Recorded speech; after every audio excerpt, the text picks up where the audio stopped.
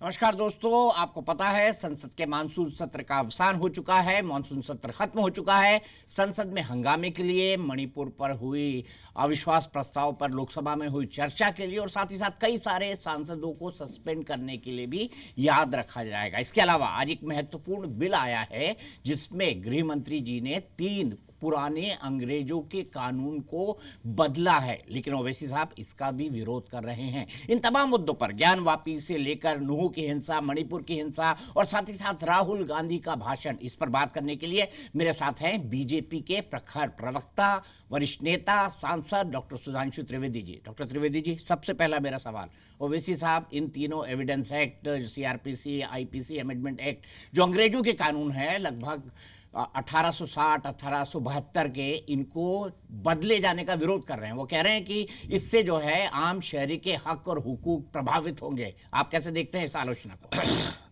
देखिए, माननीय गृह मंत्री जी ने जो ये सुधार प्रस्तावित किए हैं, ये वास्तविकता में एक मॉडर्न प्रगतिवादी परिवर्तन है।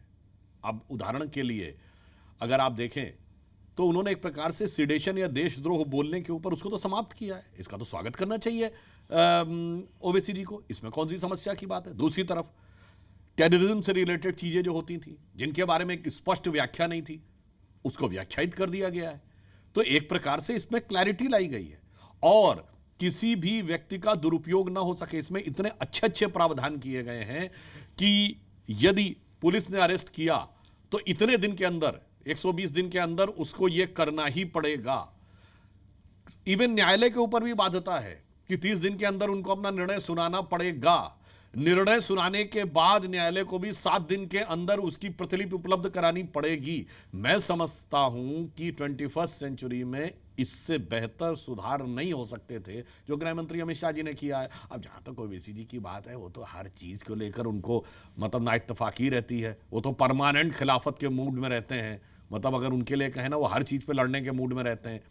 तो मुझे लगता है कि जो ओवैसी जी का विचार है वो सरासर गलत है। हाँ, एक चीज हो सकती है, एक परिवर्तन यह भी है कि अगर कोई अपनी आइडेंटिटी छुपाकर, अपनी पहचान छुपाकर किसी के साथ छल करता है तो अब उसका भी नियम में प्रावधान किया गया है। यह क्यों जरूरी था? वो इसलिए जरूरी था कि एक जमाना था जब सोशल मीडिया नहीं थी, लोगों का एक दूसरे से संपर्क प्रत्यक्ष होता था या पत्राचार के द्वारा होता था, जिसमें आइडेंटिटी छुपाना बहुत मुश्किल होता था। उसमें एड्रेस भी होता था, आप आमने सामने मिल रहे हैं। आज सारा का सारा एक आभासी नेटवर्क के ऊपर है, तो आइडेंटिटी छुपाना, और अब तो ऐसी भी स्थिति है, पता नहीं दुनिया किस कोने से हो रहा है। तो इसलिए वह नियम बहुत स्पष्ट रूप से, और कितनी अच्छी बात गृह मंत्री जी ने एक और कही है कि यदि कोई भगोड़ा चला हो गया है, जैसे उन्होंने उदाहरण दिया कि दाऊद छोड़ के चला गया, तो अभी तक यह था उस पर मुकदमा नहीं चल सकता। नहीं, भगोड़ा हो गया है तो उस पर मुकदमा चलेगा और उसको सजा भी सुनाई जाएगी। दुनिया के जो शक्तिशाली देश हैं वो ये करते हैं। या तो फिर वो व्यक्ति भारत आकर, भारत की न्याय व्यवस्था के अंतर्गत आकर अपील करे, यदि नहीं करता है तो वो भारत के कानून की नजर में सजा याफ्ता है और वो दुनिया के कहीं भी किसी भी कोने में होगा तो कानूनन उस पर कार्रवाई हो सकती। इसलिए मैं कह रहा हूं, इतने प्रोग्रेसिव कानूनों के बारे में अगर ओवैसी जी कहते हैं, देखिए उनका तो माइंडसेट यही है। जो अभी पिछले कुछ साल पहले की एक फिल्म का गाना था ना, धुम धुम धड़म धड़ैया रे, सबसे बड़े लड़ैया रे। तो कहीं भी मामला हो, कश्मीर से लेकर हैदराबाद तक, वो लड़ने के लिए हमेशा तैयार रहते हैं। परमानेंट, स्थायी, परमानेंट बेलिगरेंट पोजीशन में रहते हैं, यानी स्थायी युद्धोन्माद की मुद्रा में रहते हैं। इसलिए ओवैसी जी का यह विचार बिल्कुल इसलिए तो नहीं बोल रहे कि लव जिहाद पर आपने सर्जिकल स्ट्राइक कर दी।